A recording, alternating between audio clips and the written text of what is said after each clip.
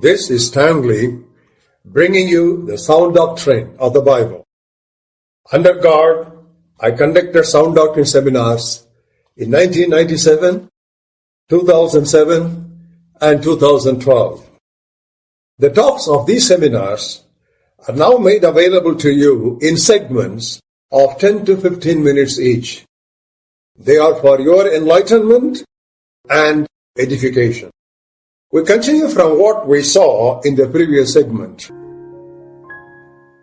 There are 3 steps in Bible study. Number 1, observation. Number 2, interpretation. And number 3, application. What is observation? We find out what does this passage say. When you find an answer to the question, you have observed it enough. And what is interpretation? What does this passage mean? Thirdly, application. What does this passage mean to me? In other words, how does it apply to me? Very simple steps, but very important. What does this passage say? What does this passage mean? What does this passage mean to me? In observation, we discover the message. In interpretation, we digest the message.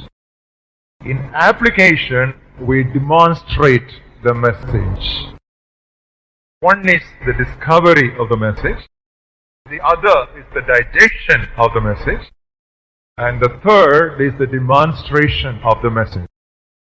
We usually jump from observation to application. We skip the middle but very important step called interpretation. All the false doctrines have come up because of our failure to spend enough time in the middle step, the link step, that is interpretation. If you skip this essential step of interpretation, you are in for trouble.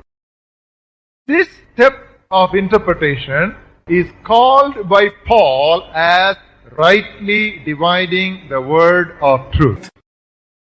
Turn with me to 2 Timothy 2nd chapter and verse 15. Be diligent to present yourself approved to God, a worker who does not need to be ashamed, rightly dividing the word of truth. The right translation is rightly cutting the word of truth. Rightly cutting the word, that's the meaning, the rightly cutting the words. He was a tent maker by profession. Tents those days were made of skins of animals. And it was done like a patchwork of different pieces of skin put together, like the shamina we have in North India. And if the cutting is not proper, the pieces will not fit together properly. So if you make a wrong cutting, when you want to put them together, each one will drag in different direction. The workman, that is the tent maker, will be ashamed. If the cutting is not proper, the tent maker will be ashamed, the tailor will be ashamed, and the Bible teacher also will be ashamed. So right interpretation will lead to right application. Wrong interpretation will lead to wrong application. If you apply any biblical truth without proper interpretation, today and tomorrow, both before men and God, you will be ashamed. I will give a simple example, but very delicate example. Nobody should be upset. 15 years ago or 20 years ago, my sister-in-law took 5 college girls for water baptism to a very senior pastor in Madras. The pastor said, I can baptize these 3 girls, but the other 2 girls I cannot. Because the 3 girls are wearing studs, no problem. The other 2 are wearing rings, so problem. So if you want me to baptize, you ask the 2 girls with the rings to remove. The girls with studs, no problem. The girls with studs, they were a majority. But my sister-in-law is very smart. She told the pastor, "Pastor, what's the difference between a ear stud and a earring? If your doctrine is on that, I'm sorry, I'll take them to another pastor." After 5 years, in the same church, whether it is stud or ring or dolak, you will be baptized. If you put some emphasis on that, people won't come to you for baptism, they will go to another church. And there is another very senior Pentecostal church in India. They said, we 12, no baptism and no bread breaking. But some of their American missionaries came to the church. They all had rings. They didn't know what to do. So they came to a compromise. During baptism, remove. After baptism, replace. During marriage, no jewels. After marriage, any amount of jewels. If you want jewels, we will not bless the jewels. Ask another pastor bless the jewels. But we will bless the couple. See, you are getting into complication. You are ashamed. See, step by step you are coming down. The important step by interpretation is not properly handled.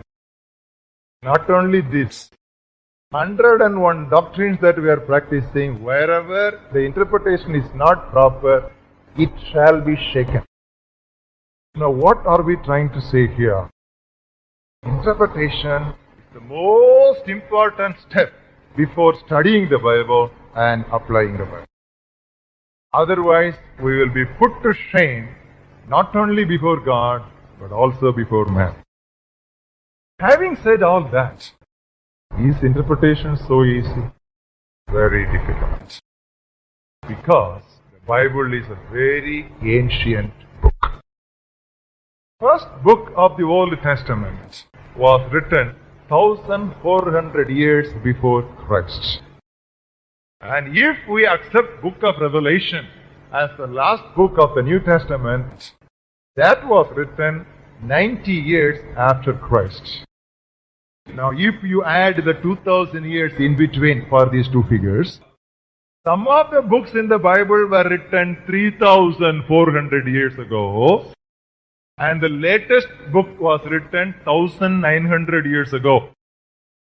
I want you to do a lot of imagination. Some books written 3400 years before, and the latest books 1900 years ago.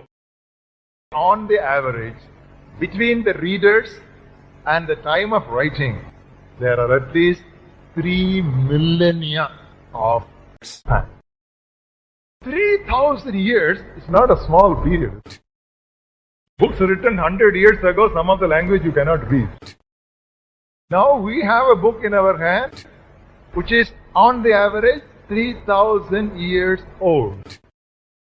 Now we are going to study something about this gap. And when we understand that gap properly, interpretation is going to become easier and easier.